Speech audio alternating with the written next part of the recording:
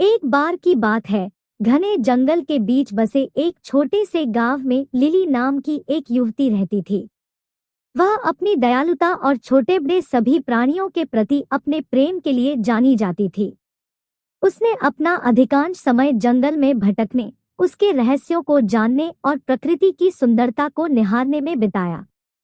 एक दिन जंगल में भटकते हुए लिली को एक घायल पक्षी जमीन पर पड़ा मिला। उसने सावधानी से उसे उठाया और वापस अपनी कुटिया में ले गई। उसने चिड़िया के घावों की मरहम पट्टी की और उसकी देखभाल कर उसे फिर से स्वस्थ कर दिया। दिन हफ्तों में बदल गए और पक्षी लिली की देखरेख में मजबूत और मजबूत होता गया। वह अपने दैनिक दिनचर्या के बारे में जानने के दौरान उसके कंधे पर बैठ जाती थी और वे एक दूसरे से बात करने में घंटों बिताते थे।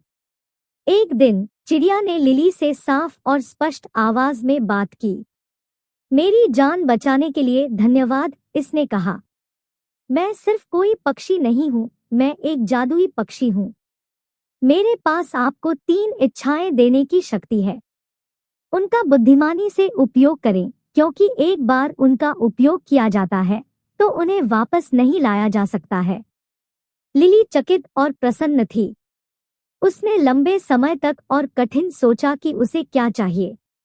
अंत में उसने अपनी पहली इच्छा की, मैं अपने गांव के लिए भरपूर फसल की कामना करती हूँ ताकि कोई भी भूखा न रहे। अगले ही दिन गांव के चारों ओर के खेत भरपूर फसल से लहलहा उठे। लिली की दयालुता के लिए ग्रामीण चकित और आभारी थे।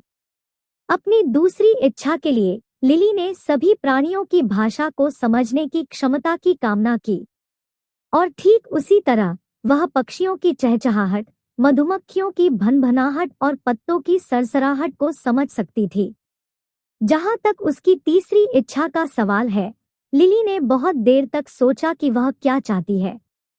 अंत में उसने अपनी इच्छा व्यक्त की, मैं हमेशा प्यार और खुशी से घिरी रहना चाहती हूँ। और ऐसा ही था। लिली ने अपना शेष जीवन प्रेम और प्रसन्नता से घिरा हुआ बिताया। उसने जंगल का पता लगाना और जरूरतमंद लोगों की मदद करना जारी रखा। और यद्यपि उसने कभी कोई दूसरी इच्छा नहीं की, वह जानती थी कि जादुई चिड़िया हमेशा उस पर नजर रख रही थी, उसकी इच्छाओं को पूरा करने के लिए तैयार थी, अगर उसे उनकी आवश्यकता थी।